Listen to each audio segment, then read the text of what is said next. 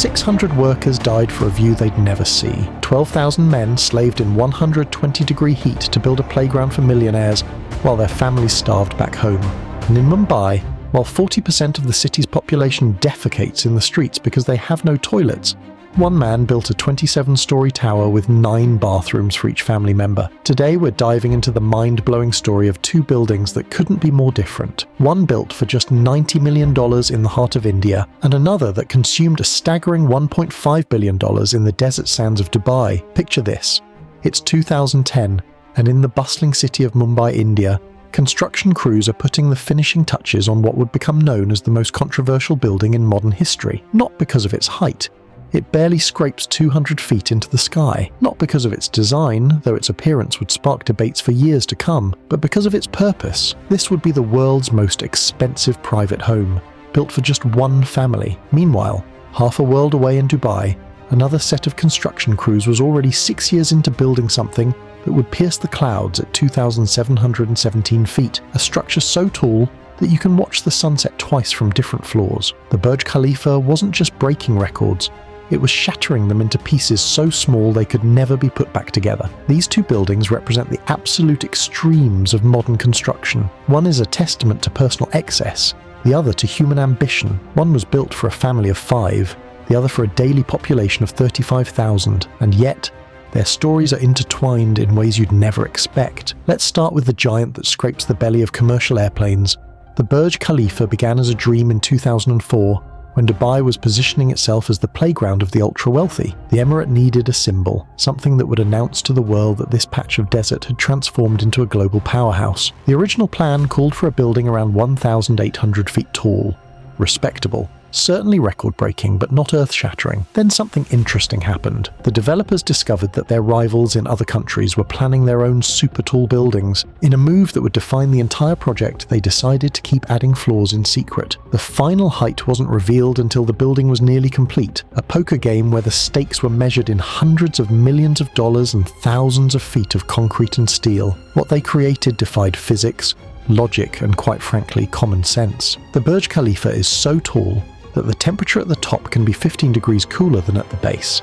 It's so tall that during Ramadan, people breaking their fast on the upper floors have to wait several extra minutes because the sun sets later up there. It's so tall that on a clear day you can see 60 miles in every direction. That's roughly the distance from New York City to Philadelphia. But height comes with a price tag that would make even oil sheikhs wince. The construction cost alone hit $1.5 billion, and that's before you factor in the extraordinary engineering challenges they faced. In the scorching Dubai desert, concrete doesn't behave like it does in more temperate climates. Pour it during the day, and it could crack from the heat before it even sets. The solution? They poured concrete only at night, when desert temperatures dropped to merely sweltering instead of infernal. They added ice to the concrete mix. Not just a few cubes, but industrial quantities of ice that would make a hockey rink jealous. They even developed a special concrete formula that could withstand both the desert heat and the enormous pressures of supporting a building that weighs approximately 500,000 tons, about the same as 100,000 adult elephants standing on top of each other. And then there was the wind. At 2,700 feet up, the wind doesn't just blow, it screams. The engineers had to design the building with a special spiraling shape that confuses the wind, preventing it from forming the kind of vortexes that could make the building sway like a drunk sailor. They tested over 40 different configurations in wind tunnels before settling on the final Y-shaped design that you see today. The foundation alone is a marvel of engineering that most people will never see. They dug down 164 feet, about 15 stories underground, and poured 45,000 cubic meters of concrete reinforced with 192 piles. Each pile is 5 feet in diameter and goes down another 142 feet. It's essentially an underground skyscraper holding up the above-ground skyscraper. But numbers don't tell the whole story. The human cost was enormous. Over 12,000 workers toiled in conditions that human rights organizations described as less than ideal, a diplomatic way of saying borderline hellish. These workers, mostly from South Asia, worked 12-hour shifts in temperatures that regularly exceeded 120 degrees Fahrenheit. They lived in camps outside the city, transported daily in buses that broke down almost as often as they ran. The safety record was, according to official figures, remarkably good for a project of this scale. But investigative journalists painted a different picture, suggesting that the true cost in human lives might never be fully known. It's a shadow that hangs over the building to this day, this monument to human ambition built by people who could never afford to visit it as tourists. Now, let's shift our attention to Mumbai, where a very different kind of extreme was taking shape. Antilia, named after a mythical island, rises just 27 floors into the Mumbai skyline, in a city where space is at such a premium that people literally live in drainage pipes. One man decided to build a 568-foot private tower for his family of 5. Mukesh Ambani, India's richest man and chairman of Reliance Industries, didn't just want a home, he wanted a vertical palace that would make the Maharajas of old weep with envy. And at first glance, Antilia seems almost modest compared to the Burj Khalifa. It's not even in the top 100 tallest buildings in the world. But what it lacks in height, it makes up for in sheer audacity. The building contains 400,000 square feet of living space. To put that in perspective, the White House, the residence of the US president, has 55,000 square feet. Antilia is more than 7 White Houses stacked on top of each other, and it's all for one family. But here's where the story gets interesting. Despite its luxury, or perhaps because of it, Antilia is actually one of the world's cheapest skyscrapers when you measure by cost per square foot. The building cost approximately $90 million to construct. The Burj Khalifa, with its 3.3 million square feet of space, cost about $450 per square foot to build. Antilia, with its 400,000 square feet, cost just $225 per square foot. How is this possible? The answer lies in India's dramatically lower construction costs. Labour in Mumbai costs a fraction of what it does in Dubai. A skilled construction worker in Mumbai might earn $10 a day, while their counterpart in Dubai could earn $50 or more. Materials are sourced locally where possible, avoiding the import costs that plagued the Burj Khalifa project. But don't mistake cheaper for cheap. Antilia incorporates some of the most advanced technology in residential construction. The building can withstand an earthquake of 8.0 on the Richter scale, important in a seismically active region. It has its own air traffic control system for the 3 helipads on the roof. The parking garage holds 168 cars, and requires a staff of 30 people just to manage it. The architectural philosophy couldn't be more different from the Burj Khalifa. While Dubai's giant is all about reaching for the heavens, Antilia is about creating heaven on earth, or at least one family's version of it. Each floor has extra high ceilings, making the 27-story building as tall as a typical 60-story structure. No 2 floors have the same plan or materials,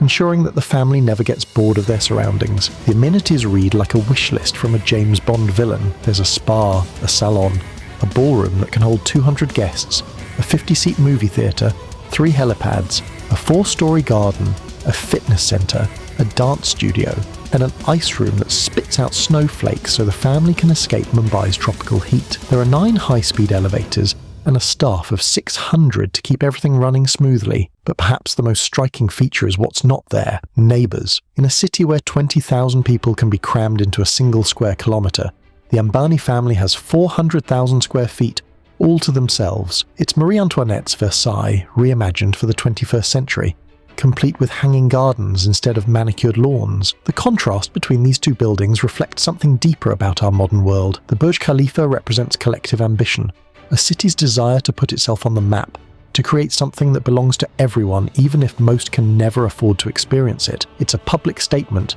a tourist attraction, a symbol that appears on postcards and screensavers around the world. Antilia represents individual ambition taken to its logical extreme. It's a private statement, hidden behind walls and security systems, experienced by only a chosen few. While millions of tourists have visited the Burj Khalifa, only a handful of people outside the Ambani family and their staff have ever seen the inside of Antilia. The construction methods tell their own story. The Burj Khalifa was built by a consortium of international companies, using cutting-edge technology and materials from around the world. It required innovations in everything from concrete chemistry to elevator design. The elevators alone are a marvel. They travel at 40 miles per hour and can go from ground to the 124th floor in 60 seconds. The building's plumbing system, if laid out straight, would stretch from Dubai to New York City. Antilia, on the other hand, was built using mostly traditional methods adapted for modern luxury. Indian craftsmen who might typically work on temples or palaces applied their skills to creating a modern palace. The building features traditional Indian design elements, lotus motifs, sun patterns, and other symbols from Indian mythology. executed with modern materials. The economic impact of these buildings diverges sharply too. The Burj Khalifa has become the anchor of downtown Dubai, a development that includes the Dubai Mall, the Dubai Fountain, and numerous hotels and residential buildings. It's estimated that the building attracts over 1.8 million visitors annually to its observation decks alone. The economic ripple effect runs into billions of dollars. Antilia's economic impact is harder to measure but no less real. It employed thousands of workers during construction and continues to employ 600 staff, but its main economic effect might be psychological. It's a statement of confidence in India's economy, a sign that the country's wealthy are willing to invest their money at home rather than stashing it abroad. The buildings also represent different philosophies about height. The Burj Khalifa's height is its raison d'etre. The whole point was to be the tallest. Every design decision was made with height in mind. The Y-shaped floor plan wasn't chosen for aesthetics, but because it provided the most stability for extreme height. The building tapers as it rises, not for beauty but to reduce wind load. Antilia's height is almost incidental. It could have been built as a sprawling compound, but Mumbai's land prices made vertical construction the only option. The height is a consequence of luxury, not its purpose. Each floor is a world unto itself. There's the floor with the swimming pool, the floor with the gym, the floor with the temple, the floor with the garden. It's like someone stacked 27 luxury homes on top of each other and connected them with elevators. The environmental story of these buildings is complex. The Burj Khalifa, despite its excesses, incorporates numerous green technologies. The building's cooling system uses collected condensation from the air conditioning system, about 15 million gallons annually for irrigation. The tower's design helps reduce heat gain, and its windows have a special coating that reduces heat transmission. Antilia has its own environmental features, including rainwater harvesting systems and energy-efficient fixtures. But it's hard to call any building green when it houses just 5 people in 400,000 square feet. The carbon footprint per resident is astronomical. Both buildings have faced their share of controversies. The Burj Khalifa's construction relied heavily on migrant workers whose treatment became an international human rights issue. The building's financial troubles during the 2008 crisis nearly derailed the project. It was only saved when Abu Dhabi stepped in with a bailout, which is why the building was renamed from Burj Dubai to Burj Khalifa, in honor of Sheikh Khalifa bin Zayed Al Nahyan. Antilia sparked debates about inequality in India. In a country where hundreds of millions live in poverty, the sight of a billion-dollar private home became a lightning rod for discussions about wealth distribution. Some praised it as a symbol of India's economic rise. Others saw it as a monument to excess in a nation still grappling with basic development challenges. The cultural impact extends beyond mere controversy. The Burj Khalifa has appeared in countless movies.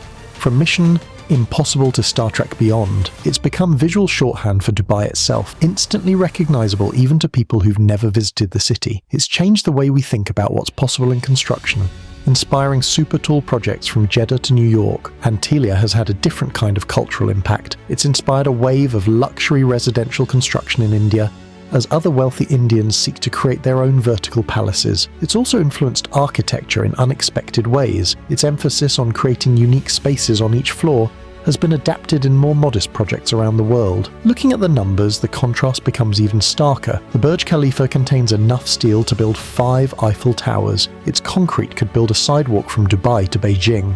The building's air conditioning system could cool 12,000 homes. During peak construction, a new floor was added every 3 days. Antilia, despite its smaller scale, has its own impressive statistics. The building contains materials from around the world: marble from Italy, wood from Brazil, crystals from China. The garage's car elevator system was custom designed and is one of only a handful in the world. The building's yoga studio is larger than most people's entire homes. The future of these buildings is as different as their past. The Burj Khalifa is designed to last centuries, with maintenance and upgrade plans that extend generations into the future. It's a permanent part of Dubai's skyline and identity. As the city grows around it, the building's importance only increases. Antilia's future is tied to one family. What happens when the current generation passes on? Will future Ambanis want to live in this vertical palace? Will it be converted to another use? These questions remain unanswered, adding an element of uncertainty to the building's legacy. In the end, both buildings achieve a kind of immortality, but of different kinds. The Burj Khalifa is immortal in the public imagination,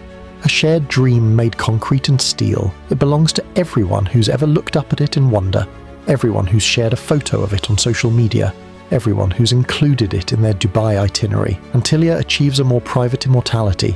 It will forever be associated with one family, One moment in India's economic history, one man's vision of what a home could be. It's a closed book where the Burj Khalifa is an open one. The story of these two buildings is really the story of our age, an age of extremes, where the gap between cheapest and most expensive, between public and private, between collective dreams and individual desires, has never been wider. They stand as monuments to what humanity can achieve when price is no object, but also as reminders of the choices we make about how to use our resources. Whether you see them as inspiring achievements or cautionary tales depends on your perspective. What's undeniable is that they've pushed the boundaries of what's possible in construction, challenged our notions of what buildings can be, and created landmarks that will outlive us all. The Burj Khalifa and Antilia represent two different answers to the same question. What happens when you remove all limits? One reached for the sky, the other reached for the ultimate in luxury. Both succeeded beyond anyone's wildest dreams, and both carry the weight of their success in ways their creators never fully anticipated. As you go about your day, perhaps in a modest apartment or suburban home, remember these extremes of human ambition. They remind us that in architecture, as in life, the most interesting stories often lie not in the middle ground, but at the edges, where the cheapest meets the most expensive, where public ambition meets private desire, where the possible pushes against the impossible and sometimes, against all odds, wins. These two titans of construction will continue to inspire, provoke, and amaze for generations to come. They are, in their own ways, perfect symbols of our imperfect age, monuments to what we can achieve when we dare to dream without limits, and sobering reminders of the costs, both human and financial, of turning those dreams into reality.